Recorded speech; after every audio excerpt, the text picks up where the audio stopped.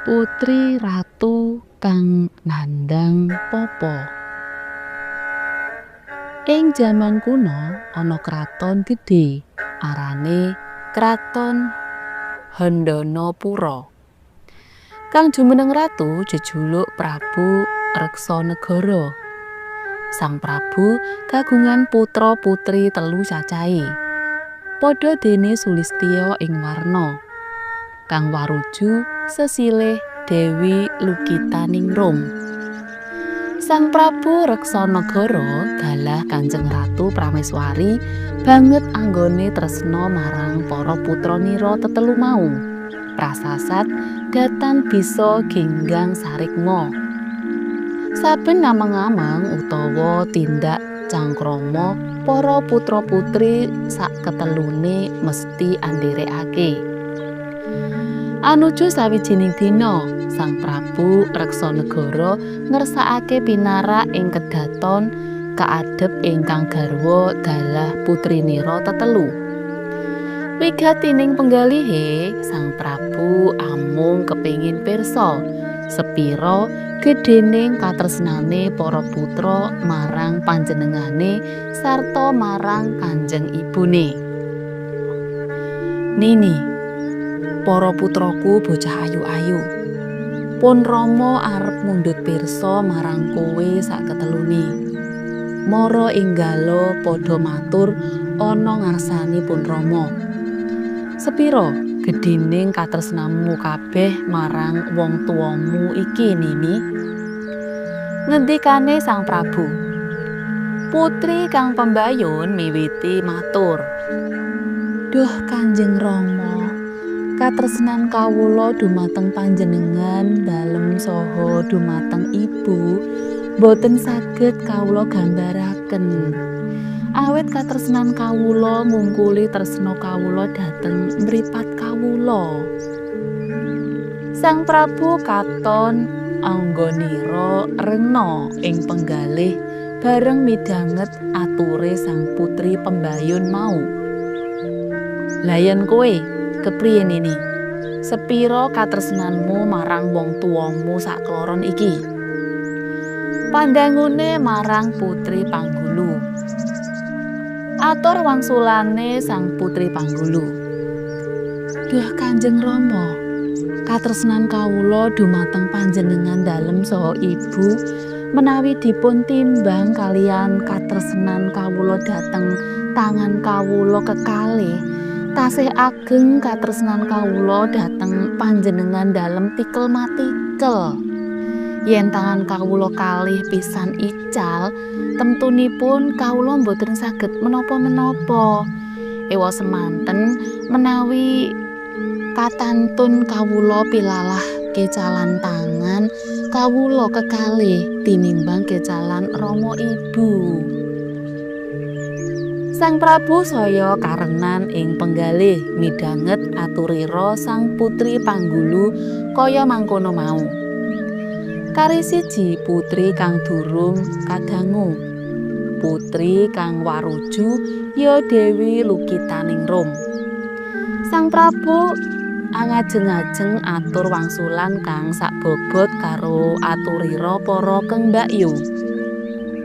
Mara, coba Nini andang enggal matura ing ngarsanipun Rama. Sepira gedene katresnanmu marang Pun Rama sarta ibunira. Sang Putri Dewi Lukitaningrum ora enggal bisa caos atur. Anggone anggalih rada suwe. Kuwatir yen ature kurang pratitis lan adamel cuwaning penggalihe Rama sarta ibune. Bareng sekirane wis antuk pemanggih kang rinasa becik, banjur munjuk matur. Duh Kanjeng Rama saha ibu, tiyang sepuh kawula ingkang ngukir jiwa raga kawula. Katresnan kawula dumateng panjenengan dalem sekalian, ngungkuli tresna kawula dumateng sarem. Sakala kejot penggalihe Sang Prabu bareng midhanget ature ingkang putra waruju. Panjenengane rumaos kaasorake lan karemehake. Sakala banjur duka yayah sinipi. Kepiye kandhamu? Wong tuwamu amung kok tandingake karo uyah? Jagat Dewa Bathara, saiki aku ngerti yen sejatine tresnamu ora sepira marang wong tuwamu. Ora kaya mbakyu-mbakyumu. Cekake kowe ora patut amor karo mbakyu-mbakyumu. Ayo minggato saka kene. Dadiya godhong aku moh nyuwek. Dadiya banyu aku moh nyawuk. Astanira Dewi Lukitaningrum kacandhak lan banjur kalarak déning ingkang Rama metu saka kedhaton. Sang putri muwun banget ing keloro-loro. Banjur miyos ninggalake praja, tindak saparan-paran. Ora ana kang dijujuk. Amung nedya ngetutake tindake suku ngukur dawaning laku. Tan karuan paran sediane.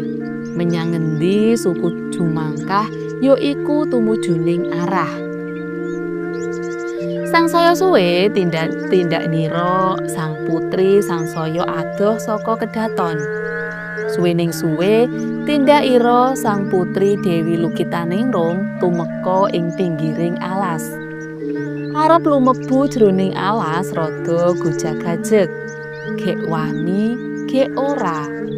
Sarehning panjenengane trahing kusuma rembesing madu, tedhaking wong andana warih tuwuh kawantarin nirira.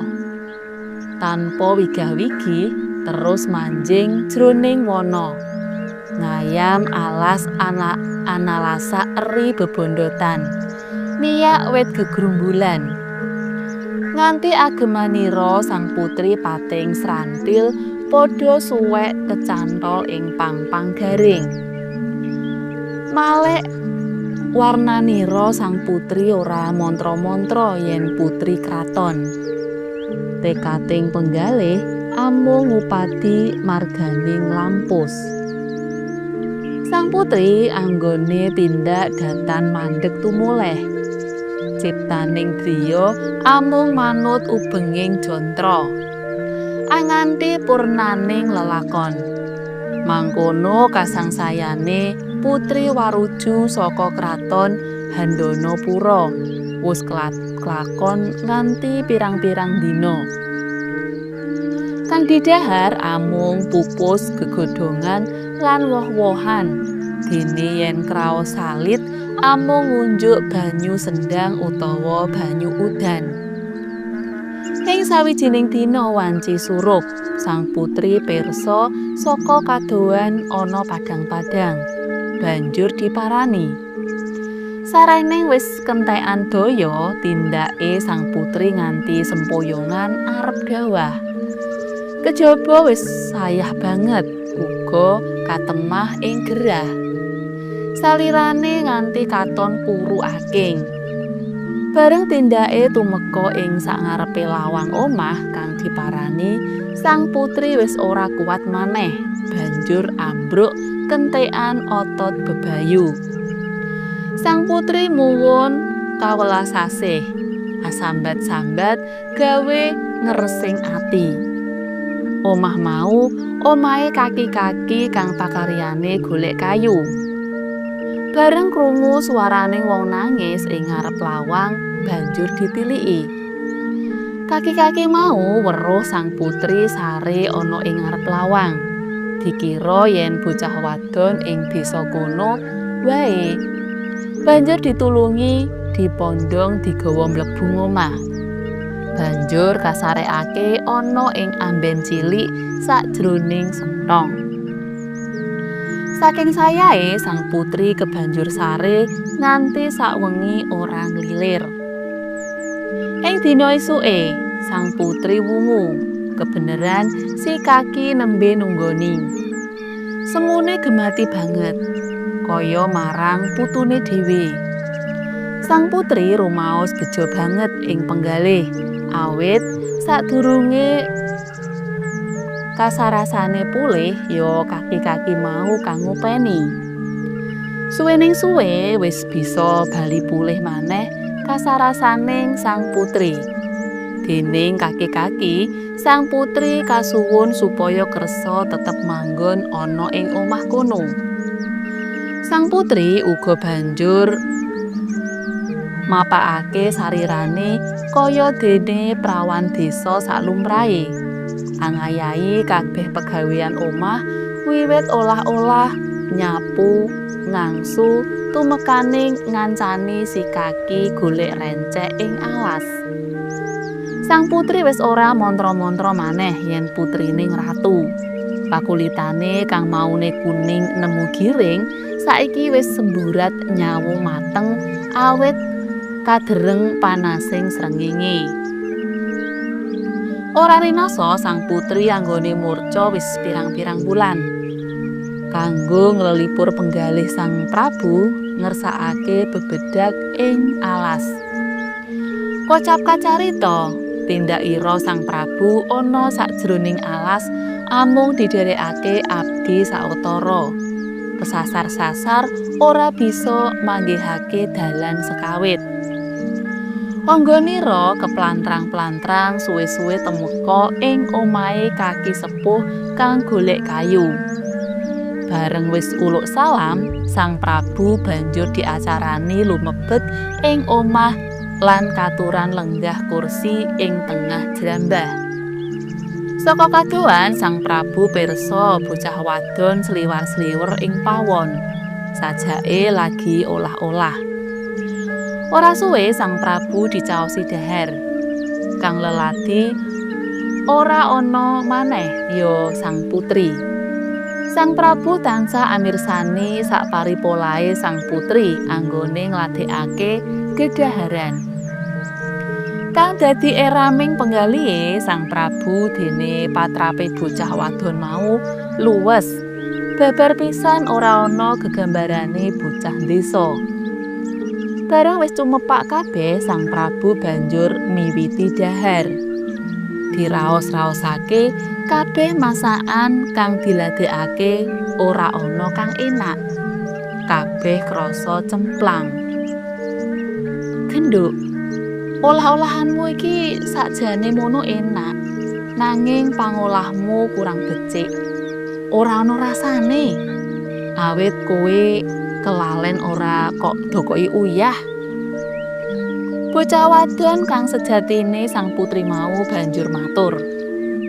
Gusti, sewu lepat nyuwun pangapunten. Sedaya wau mila kawula sengaja.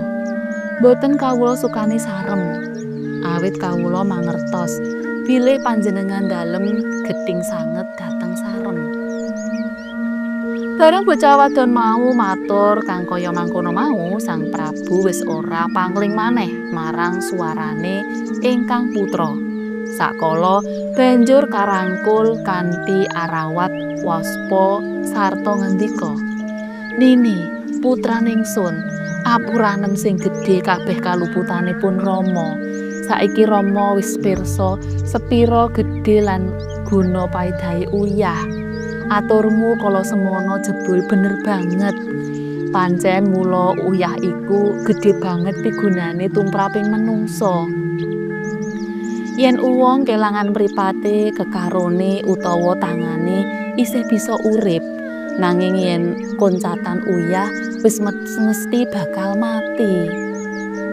Sang putri bareng mireng pangendikane ingkang rama mangkono mau banjur muwun amarga saking bungah penggalihe. Sarta banjur angaras pepadane ingkang rama kanthi nyuwun pirsa kabarira ingkang ibu sarta mbakyu-mbakyu. Kocapa si kaki golek kayu kang duwe omah bareng meruhi lelakon kang dumadi mau bisane amung ndomblong saking gumune. Ora ngira babar pisan yen bocah wadon kang saksuwene iki dadi kantine ing omahe mau ora liya putrane ratu sesembahane. Dina esuke sang Prabu anganti ingkang putra kondur didherekake para prajurit sarta abdi dalem penderek liyane. Ora keri, si Kaki golek kayu uga kautus anderek amarga wis mitulungi sang putri kanthi caos pangeyupan nganti mawulan wulan. Cutel.